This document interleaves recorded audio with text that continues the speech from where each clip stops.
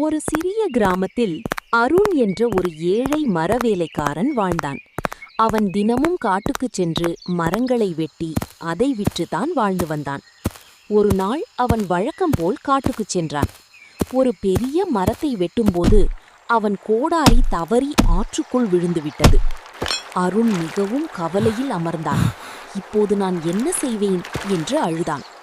அப்போது ஆற்றிலிருந்து ஒரு மந்திர தேவதை தோன்றினாள். அவள் அருணிடம், ஏன் அழுகிறாய் என்று கேட்டாள். அருண் நடந்ததை உண்மையாகச் சொன்னான். தேவதை நீரில் மூழ்கி ஒரு பொன்னான கோடாரியை கொண்டு வந்து, இது உன்னுடையதா என்று கேட்டாள். அருண் உடனே, இல்லை, அது என்னுடையது அல்ல என்றான். பின்னர் தேவதை வெள்ளி கோடாரியையும் கொண்டு வந்து கேட்டாள். அதற்கும் அருண் இல்லை என்றான். இறுதியாக தேவதை பழைய இரும்பு கோடாரியை கொண்டு வந்தாள். அதை பார்த்தவுடன் அருண் மகிழ்ச்சியுடன், ஆம், இதுதான் என்னுடையது என்றான். அவன் நேர்மையை பார்த்த தேவதை மிகவும் மகிழ்ந்தாள். அவள் 3 கோடாரிகளையும் அருணுக்கு பரிசாக கொடுத்தாள். அருண் சந்தோஷமாக வீட்டிற்கு திரும்பி அந்த கோடாரிகளை நல்ல வழியில் பயன்படுத்தினான். அவன் வாழ்க்கையும் மெதுவாக முன்னேறியது.